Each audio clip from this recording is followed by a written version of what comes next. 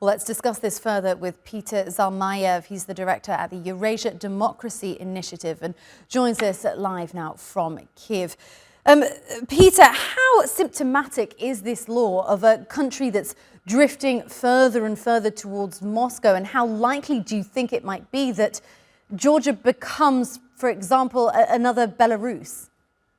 Yeah, that's actually a question I've been asking my colleagues both in Georgia and Belarus and elsewhere. I mean, the parallels are quite stark.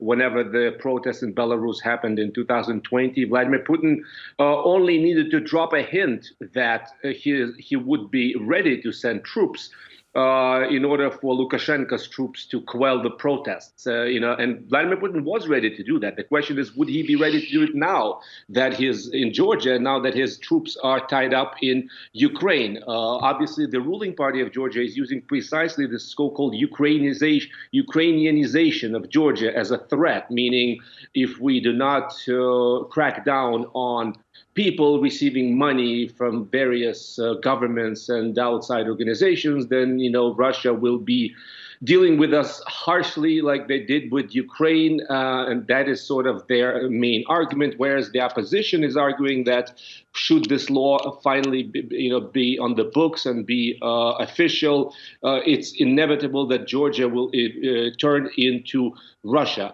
The main difference between Belarus and Georgia is that Georgians are not as ethnically, close. They're not ethnically close to Russians at all.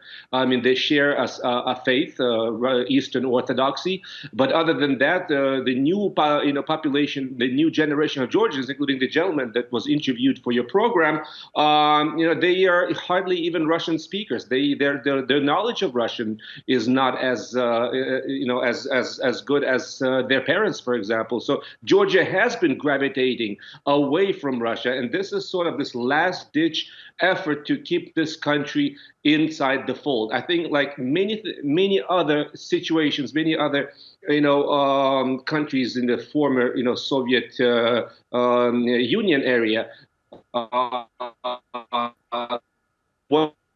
if the future will be determined essentially about the outcome of the war in Ukraine. Should Russia prevail in Ukraine, we will see a domino effect and similar laws being passed elsewhere and countries being brought back under the influence of Russia. Peter, we saw in that package thousands and thousands of people, daily going out and protesting this law. There's clearly a lot of public opposition. I suppose what's fueling then the political move? What's in it for politicians risking so much public discontent?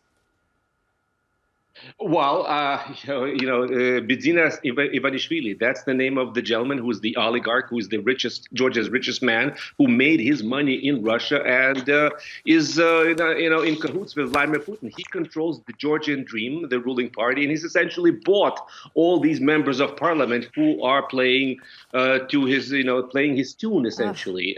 Money talks. Yeah, exactly. Talks, yeah. So basically, he wants this law to neutralize all these people, including, leaders of non-governmental organizations who have been investigating his dealings with Russia, his contacts and his connections with the Kremlin. So it's a quid pro quo that's very obvious, I see. The majority of Georgians are against this law. The majority of Georgians are on the side of Ukraine when it comes to the Russia-Ukraine war. Peter Zalmayev, much appreciated. Thank you for joining us today.